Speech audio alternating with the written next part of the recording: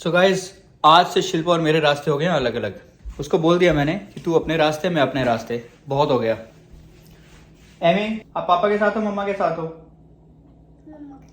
मम्मा के साथ। पर आप हो तो पापा के साथ। एक्चुअली में एमी को जाना था मम्मा के साथ आज, बट चिंगूजी पार्क में आज एक मूवी शो है।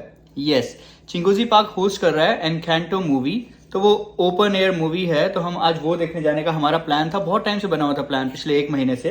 और एमी बहुत टाइम से वेट करी थी कि उसको मूवी देखने जाना है। और आज भी एमी अपनी एक फ्रेंड के साथ जा रही थी एनकैंटो मूवी देखने, सृष्टि के साथ। तो शिल्पा ने डिसाइड किया कि आज हम सत्संग पे जाएंगे, और हमारा प्लान तो मूवी देखने जाने का था, चीट कर दिया है।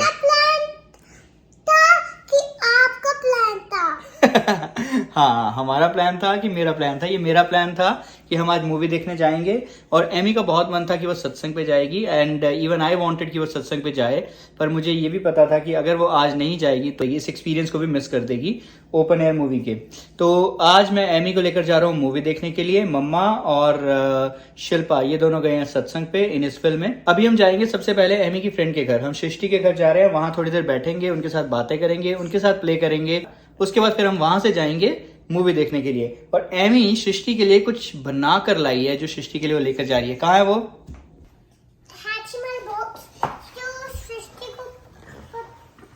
बहुत ही अच्छी लगता है। तो ये एमी ने हैचीमोल बॉक्स बनाया था, शायद आपको याद होगा, एक वीडियो में भी हमने डाला था।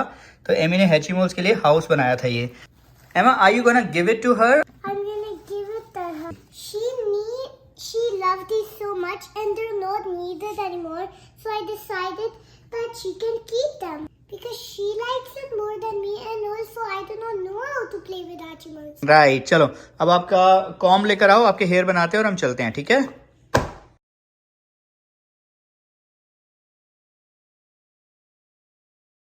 एमी दिखा तो दे कैसे हेयर हुए हैं, दिखा तो दो कैसे हेयर बनाए पापा ने। दिखा दे यार। ये ठीक है।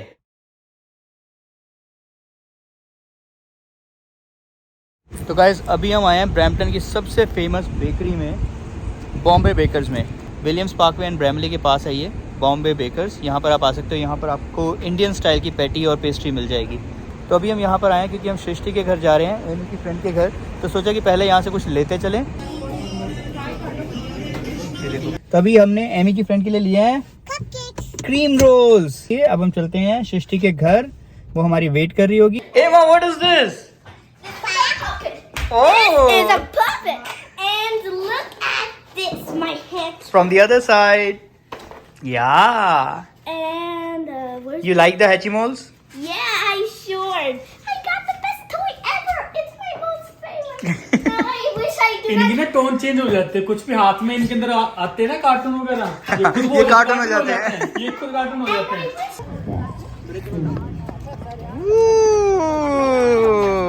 Come. Stay with me.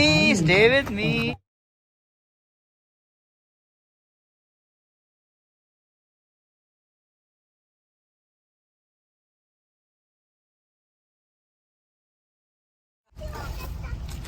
तो गाइस मूवी हो गई हमारी, अब हम निकल रहे हैं घर के लिए। वापस रखो सामान। मूवी क्या हो गया, अमित जी ने बच्चों का तो पोपट फिर बना दिया। और यार अगर हमारा भी ये सारी मूवी देखने के लिए रुक जाएंगे ना, फिर मैं अपनी वीडियो नहीं बना पाऊंगा। मुझे अब घर जाके वीडियो एडिट करनी है। चेयर तक तो हमारी खुली नहीं। हे गाइस, तो अब जैसे आप में से बहुत सारे मेरे रेगुलर व्यूअर्स ने तो ये नोटिस कर ही लिया है कि पिछले काफी दिनों से हम लोग रेगुलर वीडियोस डाल रहे हैं, रेगुलर की बजाय इनफैक्ट डेली वीडियोस डाल रहे हैं। तो ये छोटा सा एक्सपेरिमेंट है जो हम अपने चैनल के लिए कर रहे हैं। लाइफस्टाइल व्लॉगिंग में, डेली व्लॉगिंग में आने का ट्राई कर रहे हैं। अभी एमी की समर वेकेशन चल रही है और अमित और मैं भी घर से काम कर रहे हैं मोस्ट ऑफ द टाइम। तो सोच रहे हैं कि चलो ट्राई करके देखते हैं कि आपको हमारा ये डेली व्लॉगिंग का एफर्ट कैसा लगता है। अगर अच्छा लग रहा है तो कमेंट्स करके बताओ, हर वीडियो के नीचे कमेंट्स करो, हमें सजेशन दो और वीडियोस के लिए टॉपिक क्या क्या आप और देखना चाहते हो, क्या क्या इंक्लूड करना चाहते हो। और वो सारे लोग जो एफर्ट्स कर रहे हैं मुझे सजेशंस देने की, इंस्टाग्राम पे रीच आउट कर रहे हैं, कॉमेंट्स लिख रहे हैं, थैंक यू सो मच। तो मेरा आज मेरी एक सब्सक्राइबर से चैट हो रही थी, उनका नाम है साफिया। मेरे को लगता है कि हम कभी मिले नहीं है, लेकिन अब इंस्टाग्राम पे इतनी चैट हो चुकी है कि एक तरफ से फ्रेंड ही बन गए हैं। उन्होंने अभी मुझे इंस्टाग्राम पे लिखा जस्ट 5 मिनट पहले कि यार कभी हमें शाउट आउट दो, तो मैंने कहा आज की वीडियो में ले लो। तो ये शाउट आउट है साफिया के लिए, जो ऑलमोस्ट मेरी हर वीडियो पे कमेंट करती है और मेरी बहुत सी प्यारी सब्सक्राइबर है और अब तो कभी ना देखी हुई फ्रेंड बन गई है। तो थैंक यू साफिया, आपके सारे सजेशंस नोटेड। और साफिया का और अब इन सर का मुझे कंप्लीट नेम तो नहीं पता क्या है, बट उनका यूट्यूब नेम है लूसीफर ब्लड। आपके लिए भी बहुत बहुत थैंक यू। आप दोनों ने मुझे एक बात बोली है कि वीडियो की एंडिंग बहुत एब्रप्ट हो रही है, तो मैं भी ये नोट कर रही हूँ कि जब से हम डेली व्लॉगिंग में आए हैं ना, तो बड़ी सारी क्लिप्स दिन में शूट करते रहते और पता ही नहीं होता कि लास्ट में जब रात को वीडियो बना रहे होंगे तो कौन सी क्लिप के साथ वीडियो एंड होगा। और बहुत ज्यादा टाइम अब ऐसा हो गया है कि प्रॉपर एंडिंग हुई नहीं है वीडियो की। तो ये सजेशन भी लूसीफर ब्लड जी का अब उनका नाम यही है, तो लूसीफर ब्लड और साफिया का ये सजेशन भी नोटेड है। आज के बाद हमेशा एंडिंग ऐसी होगी कि एबी और मैं बोलेंगे guys if you have seen the video until here so don't forget to Like our channel, subscribe our channel, and wait, I almost forgot something before to say that. You guys are liking our channel, so hooray, you are a superstar. Hey! So we are not the superstar, you are the superstar because you are watching the channel and you are liking our videos. And you also make channels. Yeah, you are making our channel. Without you we are nothing, right? तो इसके साथ अभी क्योंकि ना बहुत सारे comments आ रहे हैं जो मेरा ना आंसर करने का मन करता है, लेकिन फिर मुझे लगता है कि यार सिर्फ अगर मैं इनको आंसर करूंगी तो इन्हीं के पास एक क्वेश्चन का आंसर जाएगा। Why not to tell everybody कि ये सिर्फ क्वेश्चन इनका नहीं हो सकता, बहुत सारे लोगों का हो सकता है। तो आज से ये कोशिश करें, इनफैक्ट ये पिछली वीडियो से कर लिया था हमने जब अपने रिटायरमेंट रेजिडेंस वाली वीडियो बनाई थी, वो गीता जी की सजेशन पर, गीता जी की रिक्वेस्ट पर बनाई थी। उन्हीं के कमेंट्स आ रहे थे 2-3 वीडियो से कि प्लीज रिटायरमेंट रेजिडेंस के ऊपर या फिर life for old age people in Canada के ऊपर वीडियो बनाओ, तो वो हमने बनाई है। तो गीता जी का सजेशन तो ले लिया। अब ऐसे आज से प्लान मैं ये कर रही हूँ कि हर वीडियो में 1 या 2 कमेंट्स मैं चूज करूंगी जिसका आंसर मुझे लगता है कि मैं जस्टिफाई कर पाऊंगी। Half baked information, incomplete information या इनकरेक्ट इन्फॉर्मेशन देने का कोई प्लान नहीं है मेरा। तो अगर मेरे पास इन्फॉर्मेशन होगी या फिर मुझे लगेगा कि मेरा आंसर जस्टिफाई करता है या किसी को हेल्प कर सकता है, तो 1 या 2 कमेंट्स के क्वेश्चंस के आंसर मैं वीडियो में देने की कोशिश करूंगी। तो आज इस वीडियो में मैं नुपुर सक्सेना का जो क्वेश्चन है वो आंसर कर रही हूँ। इनसे मेरी ऑलरेडी इंस्टाग्राम पे बहुत लंबी चैट हो चुकी है। अब अगर आपको ये लगता है ना कि आप मेरे को इंस्टाग्राम पे मैसेजेस करते हो मैं जवाब नहीं देती, तो मैं मोस्टली सिर्फ वही जवाब नहीं देती हूँ जो लोग मेरे को कहते हैं कि यार जॉब लगवा दो कनाडा में या फिर कनाडा का वीजा अरेंज कर दो। कि मुझे लगता है मैं ये ना वीडियो से भी कई बार बता चुकी हूँ, मैं क्या आंसर दूँ क्योंकि ये चीज मेरे बस में नहीं है। I am not capable of doing it. If I am capable of arranging anybody's job in Canada और अरेंजिंग एनीबडीज वीजा, तो मैंने शायद पहले बताया कि मेरे भी भाई बहन सारे लोग जितने भी हमारे रिलेटिव्स हैं जो इंडिया में बैठे हुए हैं, कजन विजन, वो सारे पहले यहाँ पर होते हैं, but it's not in somebody's hand. तो सिर्फ वही वाले क्वेश्चंस होते हैं जो कई बार मैं जवाब नहीं देती, लेकिन जो भी ऐसे क्वेश्चंस होते हैं जिनका जवाब मैं दे सकती हूँ, जो मुझे ट्रूली इन्फॉर्मेटिव लेते हैं, मैं हमेशा आंसर करती हूँ। तो नुपुर सक्सेना से ऑलरेडी मेरी इंस्टाग्राम पे चैट हो गई है, बट मुझे बात करते करते लगा कि इट्स अ इन्फॉर्मेटिव टॉपिक और इसके ऊपर आपके भी बड़े सारे क्वेश्चंस होंगे, तो आंसर कर देते हैं। तो उनका क्वेश्चन था कि कॉन्डो लेना चाहिए फर्स्ट टाइम होम बायर को या फिर एक डिटैच या सेमी डिटैच या टाउन हाउस लेना चाहिए, because she is planning to buy a house और वो कंफ्यूज थी कि उनको कॉन्डो बाय करना चाहिए कि घर बाय करना चाहिए। तो अब इसमें मैंने जो उनको आंसर किया वही मैं आपको यहाँ पे बताऊंगी कि फर्स्ट ऑफ ऑल हर चीज के कॉन्डो लो या फिर आप एक फ्री होल्ड प्रॉपर्टी लो, चाहे वो सेमी डिटैच है, डिटैच है, टाउन हाउस है, अपने प्रोज एंड कॉन्स हैं। कॉन्डो हमने कभी क्यों नहीं कंसिडर किया, मतलब हमने अब अपना ये वाला घर बेचकर एक तीसरा घर भी खरीद लिया है, लेकिन हमने तीनों ही घर फ्री होल्ड प्रॉपर्टीज ली थी। कॉन्डो क्यों नहीं कंसिडर किया, उसके रीजंस हमारे ये हैं, हो सकता है आप इनसे डिसएग्री करें, बट जो भी मैं बता रही हूँ वो मेरी पर्सनल ओपिनियन है।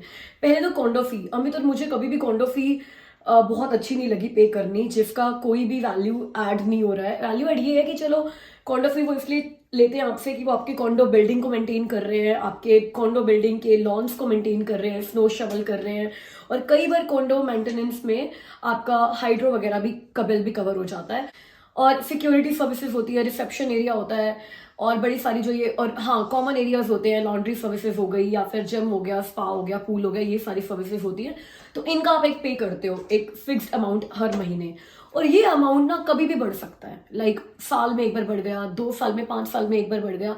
तो ऐसा नहीं है कि आज अगर एक कॉन्डो बिल्डिंग का मेंटेनेंस फी महीने का $800 है तो पूरी जिंदगी $800 रहने वाला है। वो $1,000 भी हो सकता है या $1,100 भी हो सकता है। और इसके अलावा आपको प्रॉपर्टी टैक्स भी तो पे करना ही है, आपको अपनी यूटिलिटीज का बिल भी पे करना ही है। आप ढंग की कॉन्डो बिल्डिंग कंसीडर कर रहे हो ना, जो कि थोड़ी न्यू बनी हुई है और उसमें सर्विसेज थोड़ी अच्छी है, $800 से $900 की कॉन्डो फीस है। कई पुरानी बिल्डिंग्स होंगी थोड़ी जिसमें कॉन्डोज बहुत सारे होंगे तो 500-600 की रेंज में भी होगी, बट 800 आजकल कॉमन चल रही है।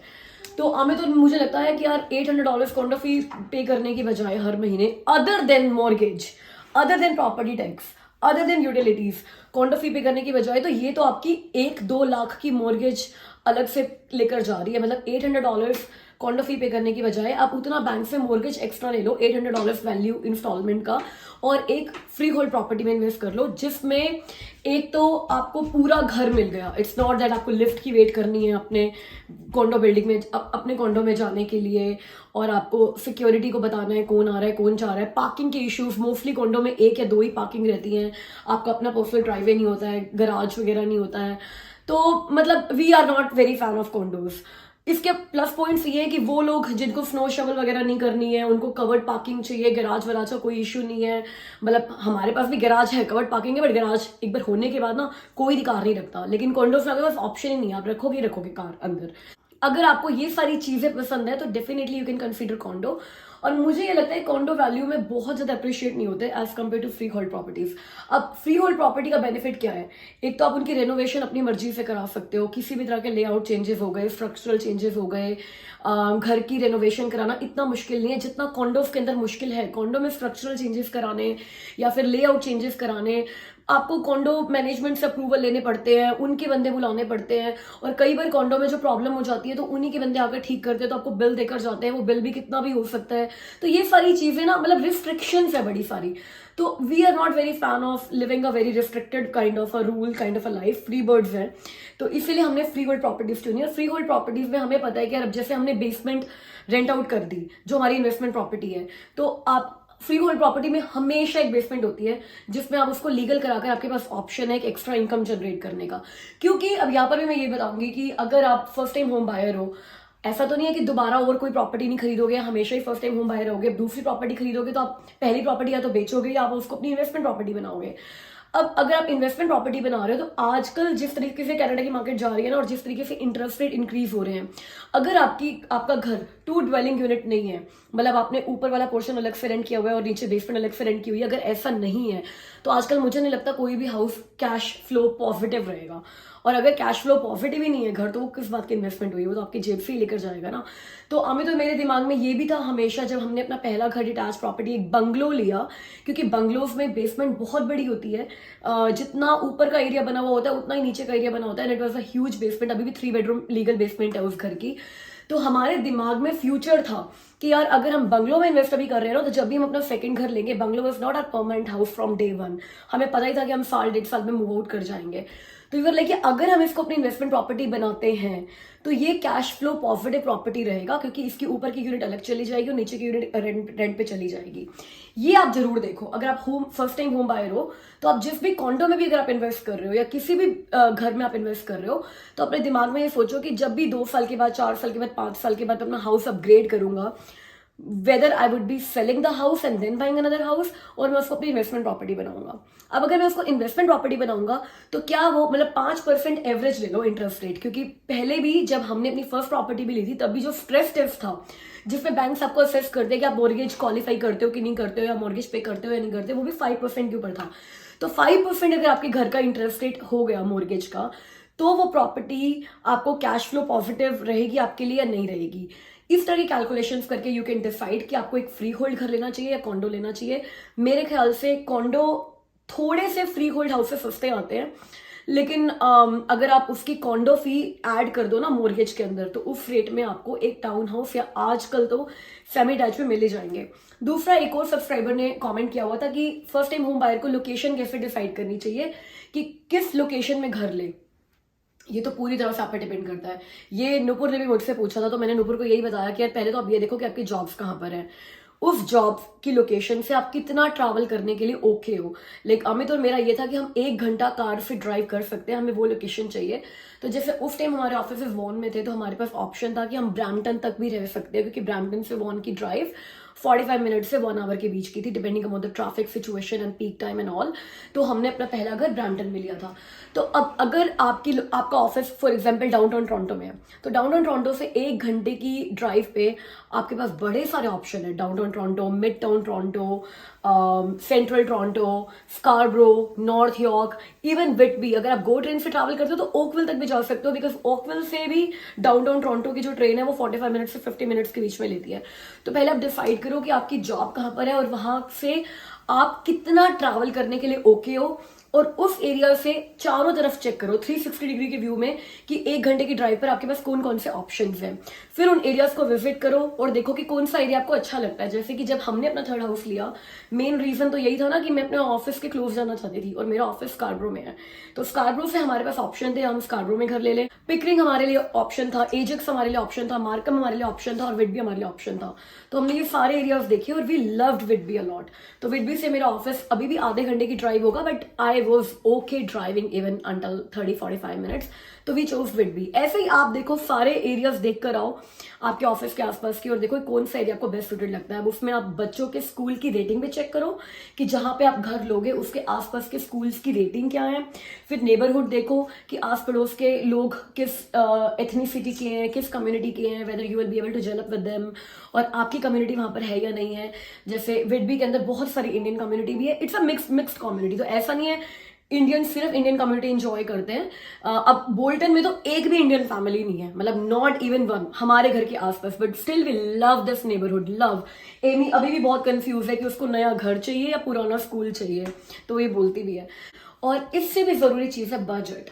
अब जैसे मेरे ऑफिस से वॉन भी बहुत पास था, मतलब 45 मिनट्स की ड्राइव, मार्कम भी पास था आधे घंटे की ड्राइव, और रिचमंड हिल भी पास था आधे घंटे से 40 मिनट्स की ड्राइव।